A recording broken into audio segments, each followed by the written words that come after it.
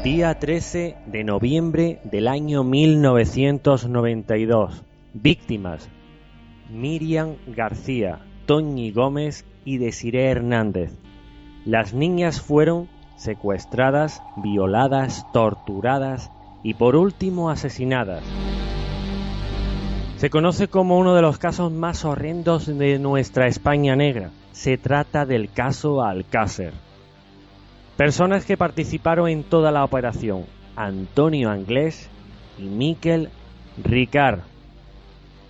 Pero tengo aquí, al otro lado del hilo telefónico, a una persona, a una de las piezas fundamentales, el cual se tambaleara un poco la investigación que todos conocemos. Su nombre, Juan Ignacio Blanco. Buenas noches. Muy buenas noches. Es un placer que estés aquí en el programa. Igualmente. Es un placer para mí en el programa Latitud 6.0 porque nos estrenamos a lo grande. Este viernes nos estrenamos a lo grande con un caso que dio mucho que hablar y que todavía, aunque poco a poco se va difuminando con el paso del tiempo, porque el ser humano en sí somos muy olvidadizos, pero sigue trayendo cola, porque tiene un trasfondo muy negro. En lo último que he comentado, en esos dos nombres que he citado, Juan Ignacio, Antonio Anglés y Miquel Ricard, ¿ellos son los auténticos asesinos de esas tres niñas inocentes? Bueno, ni Antonio Anglés ni Miquel Ricard no es que no solo no sean los asesinos ni los autores de las torturas y violaciones que padecieron las niñas, sino que no han tenido, en mi opinión, relación alguna con este caso. Han sido única y exclusivamente dos falsos culpables: Antonio Anglés, muerto y enterrado antes de que aparecieran los cadáveres de las niñas, y Miquel Ricard, a cambio de esa posible condena que le iba a caer si reconocía la autoría del asesinato de Antonio Anglés. Los verdaderos autores materiales de los hechos continúan todos en libertad. Bien, pero posiblemente estos dos personajes o estos dos machacas sirvieron, no sé, un poco de intermediario, ojo, no contándoles la verdad, para que esas niñas llegaran a donde llegaron. No, yo estoy absolutamente seguro de que Antonio Anglés y Miquel Ricard nunca vieron a Miriam, a Toñi y a Desiree. No han tenido la menor relación con este caso.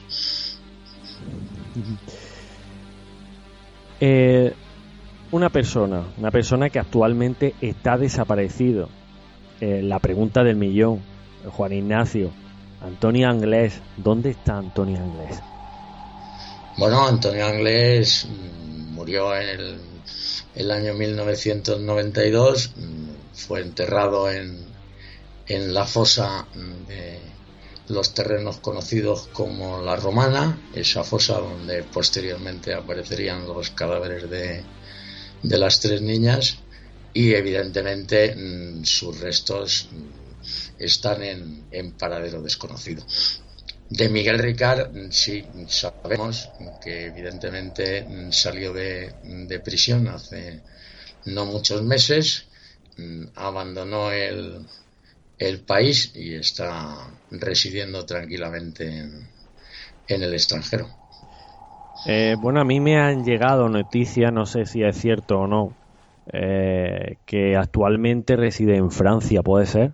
Bueno, es una de las posibilidades. Yo exactamente desconozco su actual paradero, pese a que tengo posibilidades reales de averiguarlo, puesto que conozco a las personas que han mantenido contacto con Miquel Ricard durante todo el tiempo que él estuvo ingresado en en prisión. Lo que ocurre es que evidentemente Miguel Ricard tiene algo completamente claro desde el principio, y es que él no va a volver a hablar nunca sobre este tema, y la única vez que lo intentó, y todos lo pudimos comprobar, como las cámaras de Antena 3 le captaban a la salida de prisión, concertaban con él una entrevista que se iba a realizar en plató. Se grabó una entrevista de 46 minutos con él en la calle por los reporteros de Antena 3 y ni se emitió, y conjuntamente, en un hecho que además no es nada normal en este país, todas las televisiones se pusieron de acuerdo en decir que no iban a prestar un plató a Miguel Ricard, basándose en que había que respetar el dolor de las familias de las víctimas. Pero ¿quién podía haber ahí detrás para paralizar esa entrevista? Y además de una manera casi no, ridiculizando al personaje, por supuesto. Indiscutiblemente, ese es el problema, y además incluso el propio medio negó que esa entrevista estuviera grabada, y todo el mundo sabemos que efectivamente se grabó. Lo que ocurre es que, como en este caso nos tropezamos con unos autores materiales de los hechos con grandísimo poder, con el suficiente poder en un momento determinado como para poder paralizar esa entrevista, o como para poder conseguir que toda la investigación sobre la desaparición, el hallazgo y posteriormente el intento de averiguar el paradero de los verdaderos culpables no se haya realizado en ningún momento. Yo, en la actualidad, continúo ejerciendo la acusación popular en el procedimiento que todavía está abierto en el juzgado número 6 de Alcira contra Antonio Anglés y otros, porque hay que dejar claro que la sentencia que condenó a Miguel Ricard consideraba que existía una altísima probabilidad de que hubieran participado en los hechos otras personas, y ordenó al juzgado que averiguara la identidad y el paradero de estas personas, y para eso se quedó un procedimiento judicial abierto, procedimiento judicial que tiene ya 17 años, y en el que desgraciadamente, en las escasas diligencias que los magistrados han permitido que se realicen, pues no han conseguido hasta ahora, desgraciadamente, cumplir la misión que les había encomendado el tribunal que sentenció a Miguel Ricard, que era averiguar quiénes eran los reales autores materiales de las torturas, violaciones y asesinatos de Miriam, Toñi y Desiree. Bien, un personaje que hemos citado, o que he citado al principio, como es Anglés, un personaje, yo recuerdo, Juan Ignacio, cuando de una manera muy valiente a la hora de decir, oye, vamos a por todas, vamos a enfrentarnos contra ese supuesto poder que hay detrás de todo este caso. Y yo recuerdo en las veces que estabais hablando en el programa con Pepe Navarro, que fue el que os abrió las puertas para que os pudieseis expresar lo uno y lo otro, por supuesto. Yo recuerdo una parte que fue cuando la policía fue a arrestar a Anglés y desapareció de una manera que ni en la mejor película de ficción. Fue impresionante. O sea, yo me quedé alucinado sobre todo porque yo era un adolescente, no tenía mucha idea del caso, nada más que lo que más o menos se comentaba o lo que los medios de comunicación decían. Y oye, yo me quedé boquiabierto. Yo decía, oye, esto no me cuadra por ningún lado. No, pero yo creo que ni a ti ni a cualquier persona que evidentemente tuviera dos dedos de frente. Es más, hace no muy pocos meses, uno de los miembros de la Guardia Civil, de la Unidad Central Operativa de la UCO, que participó en las diligencias, en una entrevista que realizó en en un diario de edición nacional, reconocía que Antonio Anglés no había saltado nunca por la ventana. Es decir, lo del famoso salto por la ventana de Antonio Anglés es algo que es absolutamente imposible de forma física, como se puede comprobar y demostrar cualquiera que haya visto desde donde dicen que saltó y a donde dice que cayó. Y lo segundo, porque había miembros de la Guardia Civil justo exactamente debajo de esa ventana en ese supuesto momento en el que Antonio Anglés saltó por ella. A mí me han dicho varios miembros de la Guardia Civil personalmente, dice, si Antonio Anglés hubiera saltado me hubiera caído encima. Es uno de esos mitos que se han generado alrededor de Alcácer, que evidentemente no se corresponden en absoluto con la realidad. Antonio Anglés no pudo escapar nunca de aquella casa, en primer lugar porque Antonio Anglés ya estaba muerto antes del 27 de enero de 1993, que fue el día que aparecieron los cadáveres de las niñas y la policía se presentó en casa de los Anglés a detenerle. Hay en todo el proceso de, bueno, el secuestro, la violación y tal, hay un punto que es la violación. Pero hablando de Anglés, digamos, conociendo al personaje, ¿es verdad, Juan Ignacio Blanco, que Antonio Anglés era gay y aparte de eso, su madre era brasileña y realizaba rituales de ese país? Vamos a ver, esas dos cosas en concreto son dos verdades tajantes en el procedimiento. Y no es que esto lo diga yo, es decir, en el sumario hay un informe confidencial de la Guardia Civil en el cual, realizadas diversas pesquisas tras la famosa desaparición de Antonio Anglés, emiten un informe en el que dan una serie de hechos probados, y el primero de esos hechos probados lo titula directamente la homosexualidad de Antonio Anglés, que para la Guardia Civil quedaba demostrada, pues en primer lugar porque le habían encontrado en algunas ocasiones cuando estaba en prisión realizando actos sexuales con otros reclusos, y básicamente por los testimonios de diferentes miembros de su familia e incluso del propio Mauricio Anglés, el Mauri, quien en el juicio llegó a declarar que su hermano le había ofrecido dinero por hacerle una felación. Es decir, y si además uno ha tenido, como ha sido mi caso, la posibilidad de estar investigando por Catarroja y los pueblos de los alrededores, que eran la zona de actividad de estas personas, pues evidentemente todo el mundo que conocía a Antonio Anglés te dice que Antonio Anglés era homosexual. En lo de Neus San Martins, pues evidentemente, aunque yo entiendo que no tiene relación alguna con este caso, sí es cierto que existen numerosas pruebas de que ha realizado y realiza determinados rituales de vudú.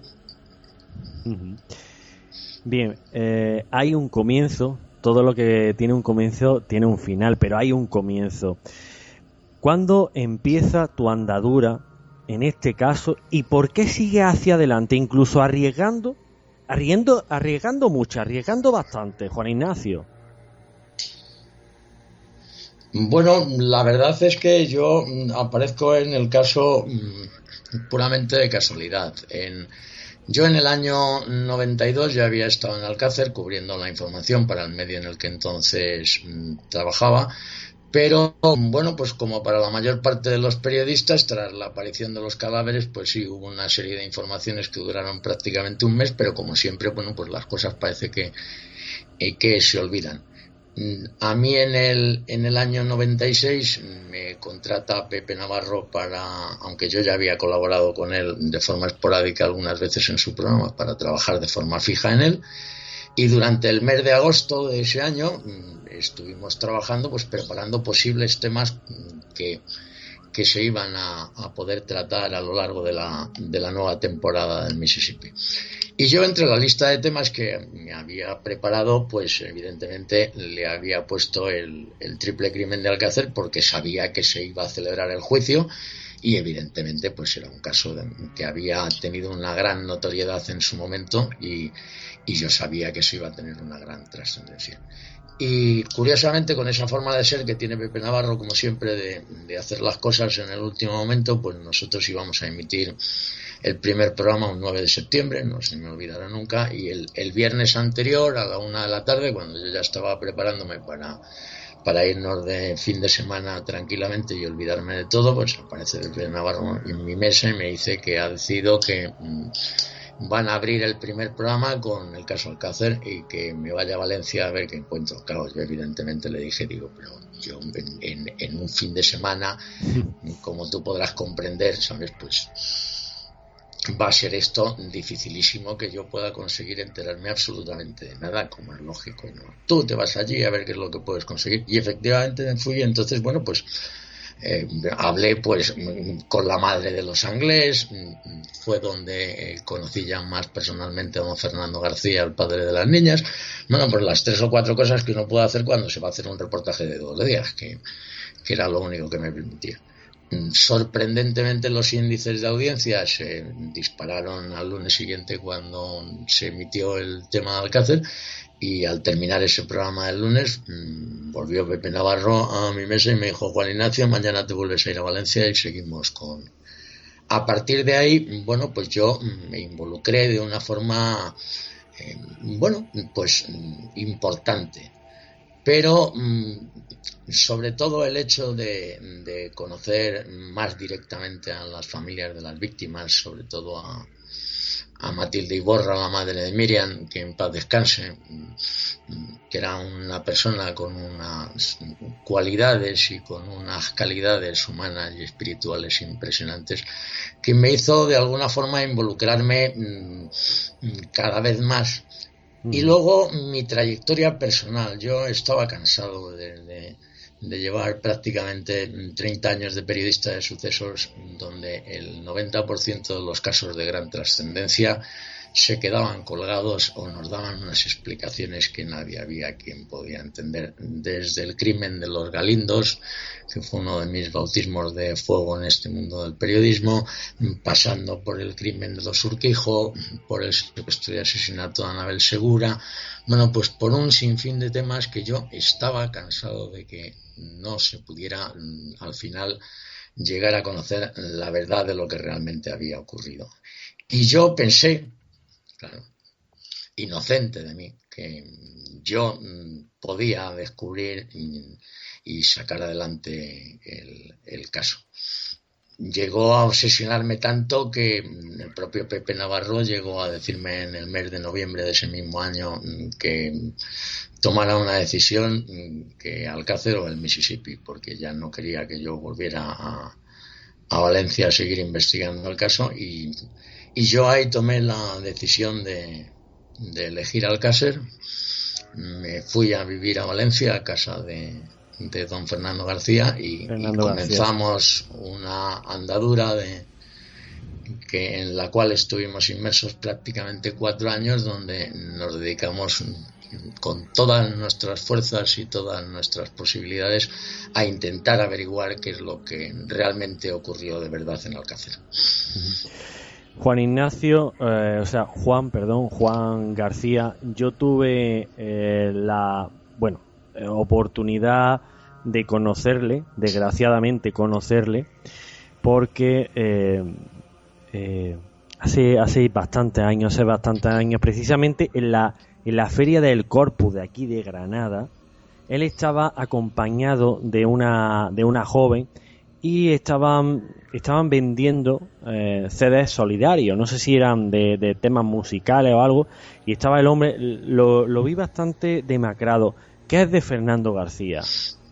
Bueno, Fernando García, afortunadamente, es decir, después del auténtico infierno que durante casi 20 años tuvo que soportar, ha encontrado una mujer que le quiere, se casaron y tiene una hija con esta nueva mujer, mantiene evidentemente cordiales relaciones con sus otros 2 hijos, y continúa realizando su trabajo de siempre, que es fabricar colchones. Y almohadas, y intentando, evidentemente, no rehacer su vida, sino intentando, bueno, pues sobrellevar la vida que le ha tocado a él, desgraciadamente, vivir. La verdad, tiene que ser muy duro, Juan Ignacio, no sé, un poco reflexionando, el saber que hay gente detrás que campan a su ancha, que han realizado un crimen horrendo o no un crimen, porque ahora vamos a hablar un poco de eso, un crimen entre comillas, y estén campando a su ancha y que hayan destruido parte de tu vida. Y no solo eso, incluso habrá muchísimas noches en la cual tanto este señor Fernando García como los otros familiares, habrá noches que lo pasen bastante mal, sobre todo acordándose del sufrimiento de esas niñas y del terror que tuvieron que pasar. Bueno, eso son de esas sensaciones angustiosas que existen en esta vida. Yo no creo que haya situaciones mucho peores que pueda vivir un ser humano. Yo siempre recordaré a don Fernando García. Siempre tenía una cosa grabada a fuego en la cabeza y que le quitaba la vida y el sueño, y era la cantidad de veces que su hija habría gritado su nombre y había pedido su ayuda durante todos esos tormentos que tuvo que padecer. Si a eso añadimos la angustia de una desaparición, que esa no sabe nadie lo que es, salvo las personas que han tenido la desgracia de padecerlo, eso de estar tranquilamente en tu casa con tu familia, que llega la hora de cenar, en que estás esperando que venga tu hija, y que dan las 10, y que dan las 10:30, y que dan las 11, y que no aparece, y que empiezas a coger el teléfono, y que llamas a casa de sus amigas, y que tampoco han llegado, y empiezas a vivir esa situación que se mantiene durante 75 días, buscándolas hasta la saciedad, como lo hicieron los padres y familiares, pero como lo hizo media España. Es decir, la desaparición de las niñas de Alcácer fue un auténtico fenómeno sociológico en este país. Era como si hubieran desaparecido las niñas de España. Sí. Se trabajó con todos los medios y todas las posibilidades posibles para que 75 días después, bueno, pues las encuentren, desgraciadamente, en la situación que las encuentran. Eso es una de las peores torturas que puede padecer un ser humano en vida, y yo estoy convencido que ya a partir de ese momento se deja de ser normal, se convierten en unas personas que ya tienen otro tipo de vida, han pasado a otro tipo de escalón completamente diferente, en el cual ya hay una palabra que ya no va a volver a existir en toda su vida, y que se llama felicidad. Eso ya nunca va a volver a existir en todas las personas que han vivido estas tragedias. No solamente eso, es que ha desaparecido todas las celebraciones familiares de todas estas casas. Uh-huh. Ya no hay nochebuenas, porque las nochebuenas sí se reúne la gente o en Navidad o en fin de año, o en un bautizo o en una comunión o en una boda de cualquiera de los miembros de la familia. Se llora más que se sonríe y se divierte uno, ¿sí? Porque constantemente el recuerdo de esa víctima está encima de tu cabeza. Yo me gustaría que la gente empezara a entender el dolor y sufrimiento que padecen las víctimas, para de alguna manera empezar a reclamar. Yo lo vengo haciendo públicamente desde hace mucho tiempo, que en este país se modifiquen las leyes y se dé a las víctimas el trato que de verdad merecen las víctimas. Efectivamente. No, eso no se hace, y a mí me duele horrores. Yo que de alguna manera siempre he trabajado y me he involucrado con las víctimas. Yo entiendo que se le da mucho mejor trato a los asesinos, a los delincuentes, mayor cobertura informativa. Estamos todos mucho más enterados de la vida de los asesinos y de sus andanzas que de las víctimas y de sus familias. Muchas de ellas que además se encuentran, no en este caso de Alcácer, donde evidentemente recibieron una serie de indemnizaciones por parte del Estado por anormal funcionamiento de la justicia, es decir, porque se hicieron las cosas mal en este caso, sino que en otros muchos casos hay familias que están completamente desamparadas económicamente en cualquier tema, cuando yo entiendo que ante casos de esta gravedad, que es lo peor que le puede pasar a un ser humano, yo creo que es ahí donde, si la sociedad tiene algo que hacer con ellos, pues es intentar apoyarles y ayudarles el resto de su vida. Es curioso porque en este país resulta que la víctima es el agresor. Sin embargo, en Estados Unidos hay que cambiar muchísimas cosas. Yo no estoy a favor de la pena de muerte, sí estoy a favor de la cadena perpetua, pero, por ejemplo, en ese país la víctima es la víctima y el asesino o el agresor es el asesino o el agresor. Obviamente aquí es totalmente al contrario, es decir, vamos a contracorriente. Por eso yo he hecho ese llamamiento, porque yo creo que todo esto es una cuestión de intentar concienciarnos, porque tú lo has dicho perfectamente, hay muchas cosas que hay que cambiar. Y una de las cosas que hay que cambiar es decir, la justicia tiene que intentar dar respuesta en este tipo de casos. Es decir, se supone que todas nuestras instituciones están para que el día que nos ocurre algo en la vida, pues funcionen. Y uno piensa que, bueno, pues el hecho de que desaparezca tu hija, la violen, la torturen y la asesinen, pues es algo que tú piensas que el Estado va a poner todos sus medios para intentar resolver el tema, meter a los autores reales en prisión. Porque tú fíjate la gravedad del caso. Si Miguel Ricard hubiera sido el autor material de las aberraciones que se han cometido, ya está en la calle. Es decir, y estamos hablando, y está en la calle con muy poquitos años, le quedan muchos años de vida por delante a este señor. Eso indiscutiblemente, pues eso en cualquier país civilizado, no solamente en Estados Unidos, lo mismo sería en Inglaterra, que sería en Alemania. Bueno, si fuera en Japón probablemente le condenarían a muerte. En cualquier país civilizado se entiende que para todo este tipo de delitos lo mínimo que debe de exigirse es que exista la cadena perpetua sin posibilidad de remisión condicional. Sin embargo, inexplicablemente ese es un debate que no se deja abrir en nuestra sociedad, porque vivimos en una sociedad donde la democracia pues parece ser que es algo en ese sentido inexistente. El pueblo lleva clamando porque para determinados delitos exista la cadena perpetua, y sobre todo cuando estamos hablando de violación y asesinato de menores. Y sin embargo, bueno, pues lo único que podemos comprobar es que todos salen, y todos han salido. Los supuestos asesinos de Anabel Segura ya están en la calle, y los de cualquiera están en la calle, y son personas que están en la calle con 50, 55 años, tranquilamente, e incluso además, bueno, pues salen disfrutando del paro que les pagamos entre todos para que puedan rehacer su vida. La realidad es muy fuerte, la verdad. Pero empezamos en el minuto 1, Juan Ignacio. Hay un vehículo, si no recuerdo mal, de color blanco con 4 puertas, en el cual en su interior viajan 4 personas. Fíjate, 4 personas. Ese es el vehículo que se cita en el juicio del caso Alcácer. Pero ¿realmente ese coche era el coche en el cual secuestraron a la niña, o había otro vehículo que pertenecía a un líder o a una persona que estaba en alguna logia o alguna sociedad satánica del Levante?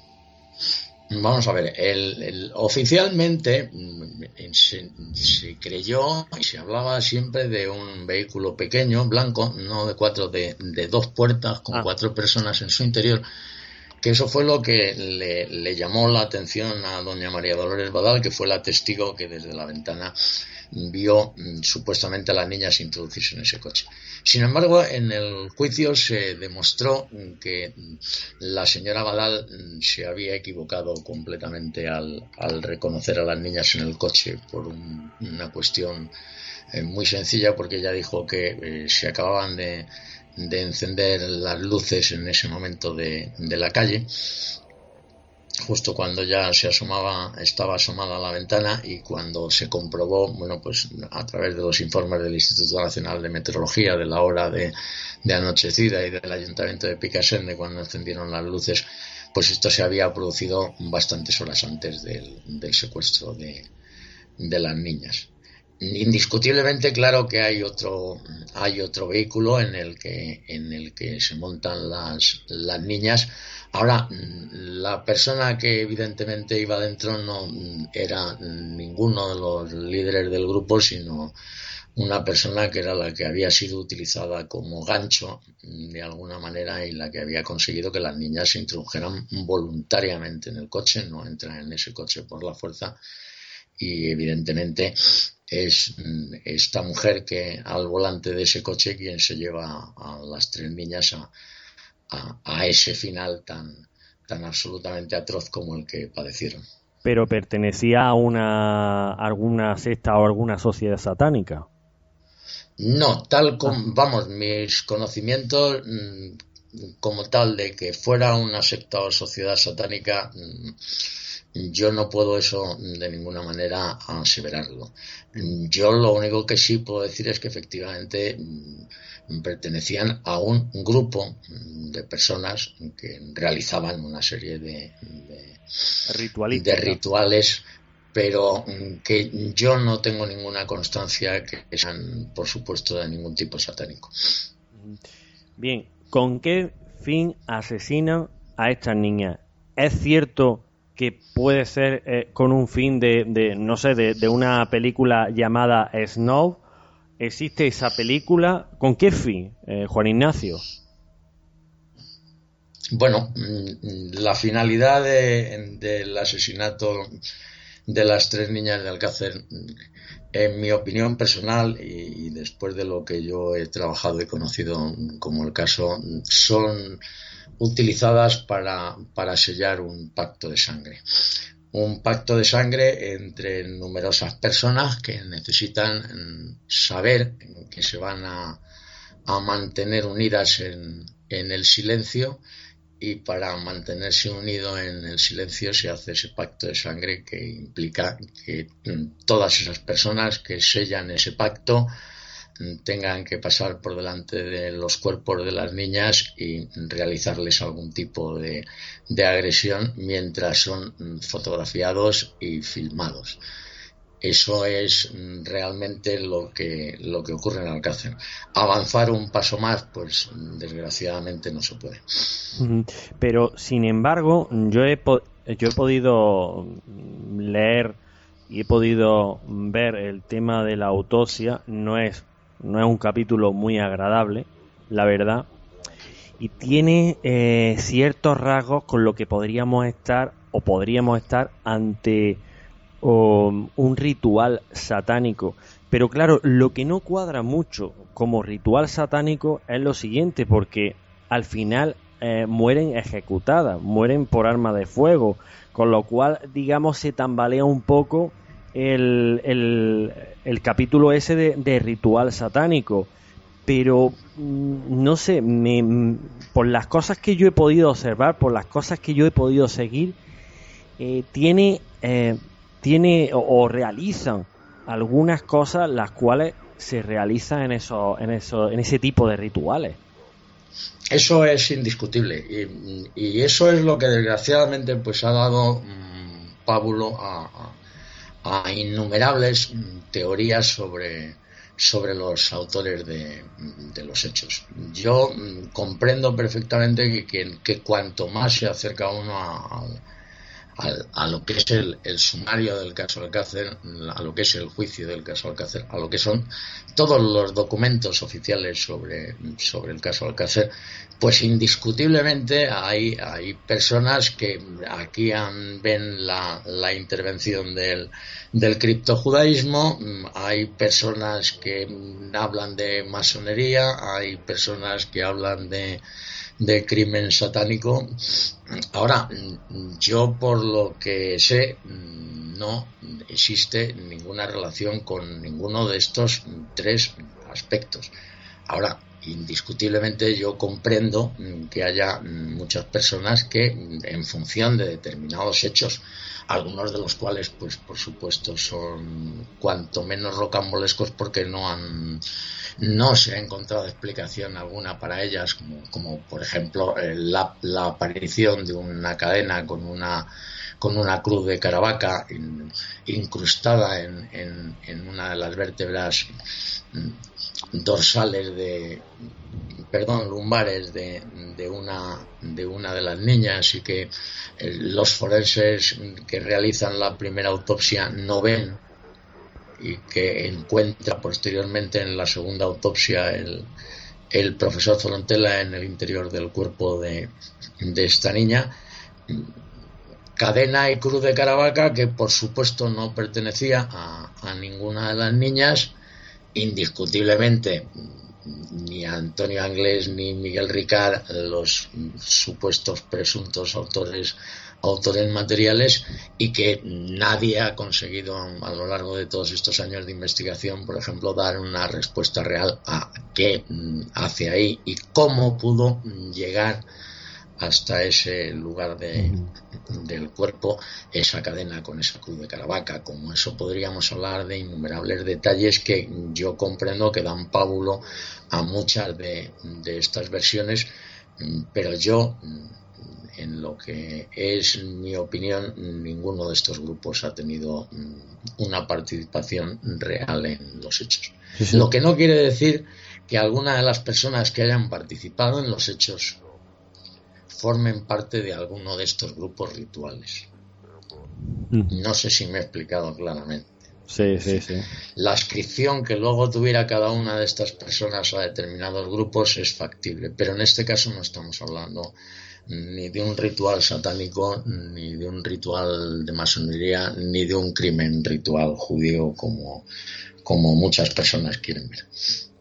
Bien, hay una fecha que es el 27 de enero, justamente 65 días después, encuentran a las niñas y las encuentran unos apicultores. Cuando sacan los cuerpos de esas niñas, aparecen restos en las uñas que no correspondían a ese tipo de terreno, e incluso se cree que no solo se enterraron una vez, sino que se enterraron que fue esa la segunda vez y la última que se enterraron a las niñas. ¿Puede ser?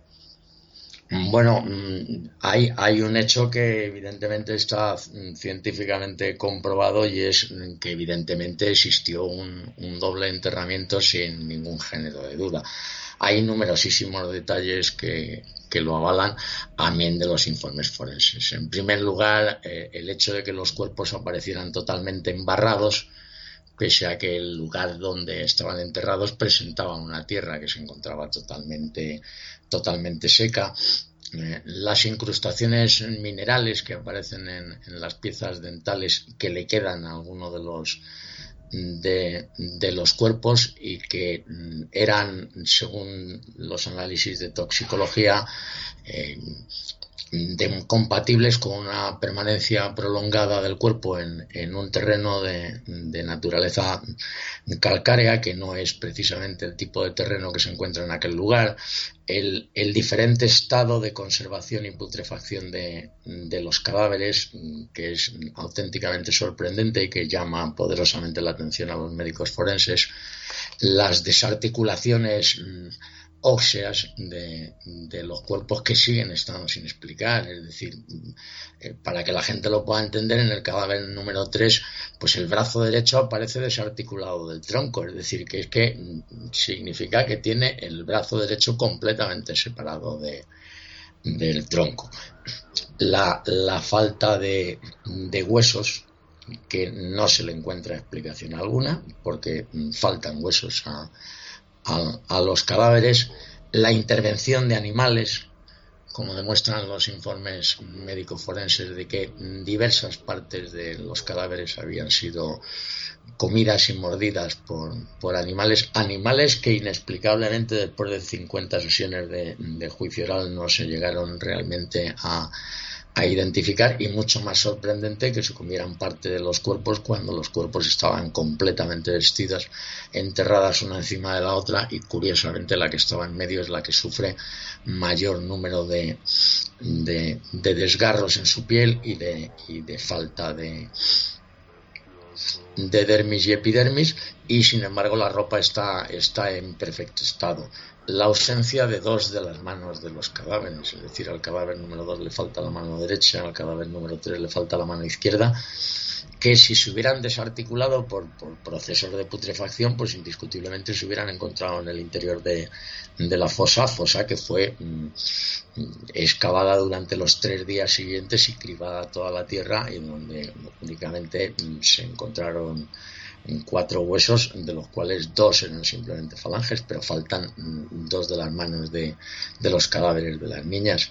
El hecho de que 2 de las niñas les hubieran desaparecido todas las uñas, a excepción de una, que volvemos a lo mismo de la cuestión anterior: si hubieran caído por efecto de la putrefacción, pues estarían en el interior de la fosa, y evidentemente no estaban en el interior de la fosa.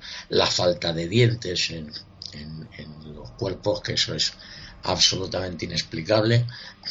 El hecho de que las cabezas estuvieran desarticuladas, es decir, según los médicos forenses, es decir, aparecieron con las cabezas separadas del tronco, y no estaban las cabezas en la posición natural donde tendrían que estar, es decir, colocadas justo encima del cuello, sino en situaciones distintas. Y de hecho, cuando se excava la fosa, se saca primero 2 de los cuerpos y posteriormente se sacan 2 cabezas, lo que implica que clarísimamente no estaban en ese tipo de situación. Y luego nos encontramos con la ausencia de livideces cadavéricas, que eso es algo que es un fenómeno absolutamente, no es que sea inusual, es prácticamente incomprensible a nivel científico. Todos los cadáveres tienen livideces cadavéricas, que es donde la sangre se aposenta una vez que el corazón deja de latir, y si uno pues está sentado, pues la sangre se aposenta en las nalgas y en los pies, y si estás tumbado de cúbito supino, pues en la zona de la espalda, o al revés. En este caso, para sorpresa de todos los médicos forenses, que además así lo dejan claro en su informe, que les sorprende, y no tiene ninguno de los 3 cadáveres livideces cadavéricas. Es decir, hay numerosos detalles que demuestran sin ningún género de duda que las niñas han estado enterradas al menos en 2 lugares diferentes. Ajá. ¿Hay más casos como estos en España, Juan Ignacio, que se quedan en el olvido, que no suenan tanto como el caso Alcácer? Vamos a ver, se quedan pues centenares de casos de estos. Tenemos que entender que en España, aunque últimamente los medios de comunicación han decidido que los sucesos no existen y que aquí en España no se mata, pues si hablamos de cifras de la memoria de la Fiscalía General del Estado, en el año 2013 fueron asesinadas en nuestro país, no recuerdo exactamente el número por no decirlo exactamente, pero estamos hablando de 900 y pico personas. 900 y pico personas, que significa una media de 3 asesinatos diarios. Tú, que eres periodista y profesional de estas cosas y conoces perfectamente este tema, ¿tú te enteras de 3 asesinatos todos los días en este país? No. Pues yo no. Entonces, como yo he tenido, además, yo luego durante todo el tiempo que estuve conviviendo y trabajando con don Fernando García, vi cómo eran centenares de familias las que han peregrinado al Alcácer a ver a don Fernando García para ver si les podía ayudar, porque su hijo o su hija habían desaparecido. La Guardia Civil y la policía, en su opinión, no hacían lo suficiente, no los habían encontrado y ya no sabían qué hacer.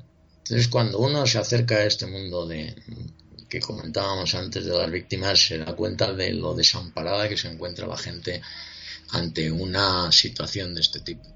Únicamente determinados asuntos que, por los motivos que sea, tienen una trascendencia informativa importante, pues parece ser que son los únicos crímenes que se cometen en nuestro país.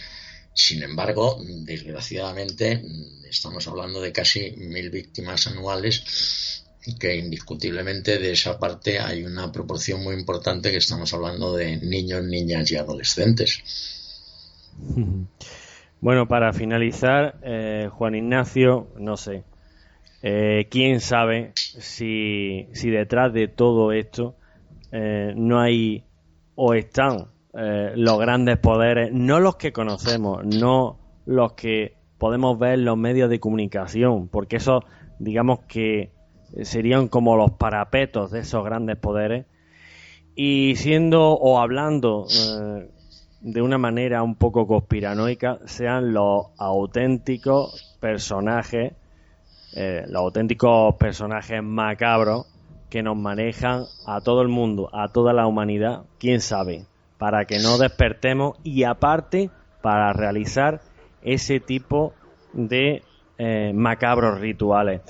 Juan Ignacio Blanco, ha sido un placer que haya estado en este primer programa de Latitud 6.0. Me encantaría de una manera u otra, no lo sé, contar contigo siempre que tú puedas estar ahí a través de las ondas de la radio y estar con todos los oyentes de este programa. Ya sabes que para mí es un auténtico placer el conversar contigo, y me tienes a tu entera disposición para las veces que quieras contar con mi opinión. Muchísimas gracias, Juan Ignacio, y muchísimas gracias sobre todo por ser un tío valiente y por, por haberte conocido por los medios de comunicación. Pues muchísimas gracias por tus palabras, que creo que sinceramente no merezco. Y un abrazo muy fuerte para ti y para todos tus oyentes, de corazón. Muchísimas gracias, Juan Ignacio.